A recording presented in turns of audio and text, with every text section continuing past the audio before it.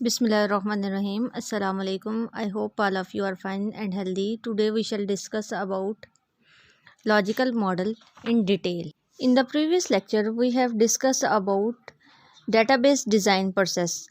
Database design processes को हम लोगों ने डिटेल में डिस्कस किया था, जिसमें हम लोगों ने कितने फेजेस 4 फेजेस हमने डिटेल में डिस्कस किए थे. First was the planning, then we discuss about analysis. इसके बाद हमने डिस्कस किया था डेटाबेस डिज़ाइन. डेटाबेस डिज़ाइन में हमने लॉजिकल डेटाबेस डिज़ाइन को डिस्कस किया था और फिजिकल डेटाबेस डिज़ाइन को डिस्कस किया था. इसके बाद हमने लास्ट में इम्प्लीमेंटेशन की बात कर ली थी. ठीक हो गया. आज हमने ये देखना है कि वो जो डिज़ाइन मॉडल हम लोगों ने पढ़ा था, लॉजिकल डिज़ाइन मॉडल, उसको हम डिटेल में डिस्कस करेंगे कि उसके कंपोनेंट्स क्या हैं. ठीक हो गया. लॉजिकल डिज़ाइन मॉडल बेसिकली होता क्या है, लॉजिकल मॉडल होता क्या है, इसमें हम डाटा डेफिनेशन को सेव कर देते हैं. जो भी हमने डाटा स्टोर करना होता है उसकी डेफिनेशन को हम स्टोर कर देते हैं लॉजिकल मॉडल में. ठीक है. बेसिकली इसमें रूल्स होते हैं, वो इंफॉर्मेशन होती है अबाउट हमारे स्ट्रक्चर. ठीक है. और टाइप ऑफ डाटा, किस तरह का डाटा होगा. ठीक है. और हमारे जो टेबल्स होगा, डाटाबेस में टेबल होंगे, उसका स्ट्रक्चर क्या फॉलो किया जाएगा, हम डिस्क्राइब करते हैं लॉजिकल मॉडल में.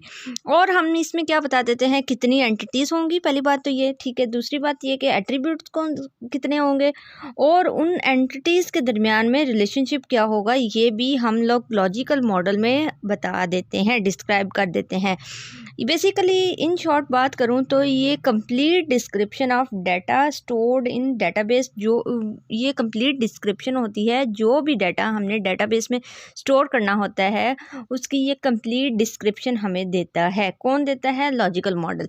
अब हम ओवरव्यू की बात करें तो इसके बेसिकली क्या स्टेप्स हैं, किस तरह से हम इसको फॉलो करते हैं. सबसे पहले तो करते हैं रिप्रेजेंट करते हैं एंटिटीज़ को, उसके बाद रिलेशनशिप्स को रिप्रेजेंट करते हैं, फिर मर्ज कर देते हैं रिलेशंस को आपस में मर्ज करते हैं और देन नॉर्मलाइज कर देते हैं. अब इस लॉजिकल डिज़ाइन प्रोसेस को हम लोग वन बाय वन डिटेल में डिस्कस करते हैं, तफसीलन पढ़ते हैं. सबसे पहले तो बात करते हैं रिप्रेजेंट एंटिटीज़ की. एंटिटीज़ क्या होती हैं और उनको कैसे रिप्रेजेंट किया जाएगा किसमें, लॉजिकल मॉडल में.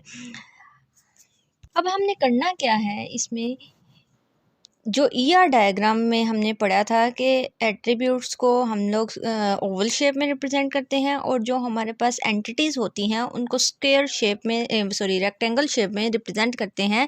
अब उस फिगर से हमने जाना है रिलेशनल मॉडल की तरफ. ठीक है.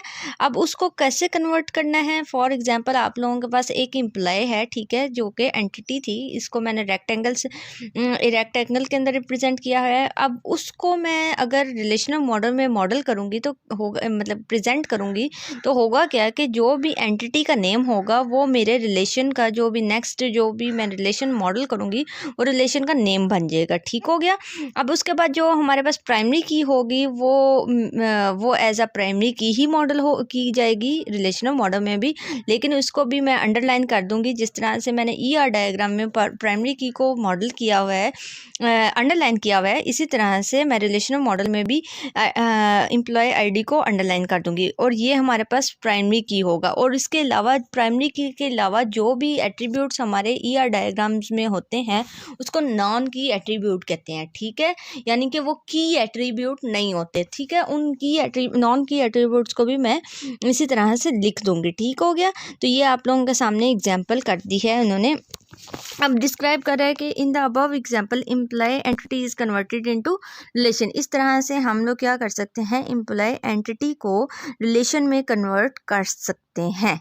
रिप्रेजेंट रिलेशनशिप का क्या मतलब है कि ईआर डायग्राम में हम लोग एंटिटीज़ के दरमियान, यहाँ पे रिलेशंस के दरमियान, एंटिटी बेसिकली जब रिलेशनल मॉडल में बात करते हैं उन्हीं एंटिटीज़ को हम लोग रिलेशंस कह देते हैं. ठीक है. अब रिलेशंस के दरमियान भी हम लोग रिलेशनशिप रिप्रेजेंट कर सकते हैं.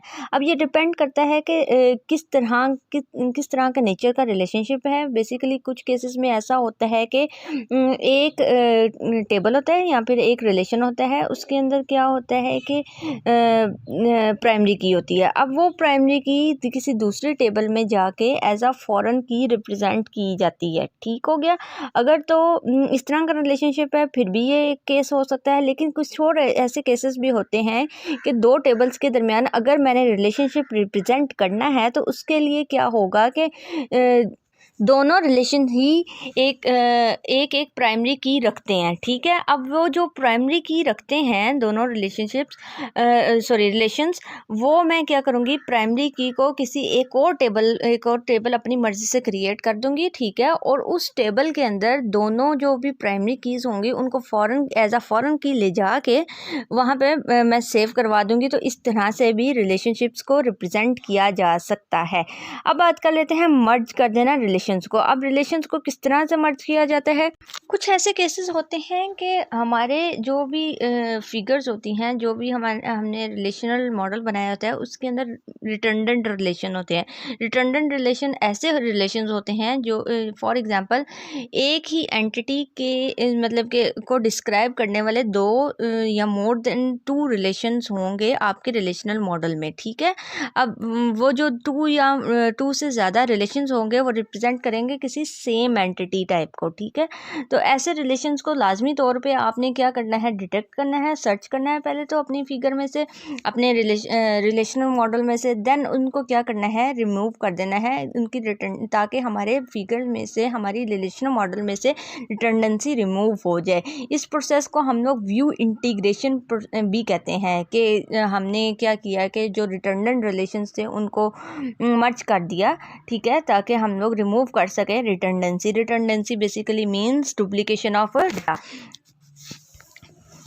जैसे आप लोगों को एग्जाम्पल भी दी हुई है, EMP1 EMP2 दोनों ही क्या हैं, एक ही एंटिटी जो कि आपके पास है इम्प्लाई एंटिटी को रिप्रेजेंट कर रही हैं। अब ज़रूरी आप जो भी सिमिलर एट्रीब्यूट्स हैं उनको सेम रखें, ठीक है, और बाकियों को आप डिस्कार्ड, मतलब एक एंटिटी को आप डिस्कार्ड करके दोनों को मर्ज करके दें एक एंटिटी के अंदर, ठीक हो गया।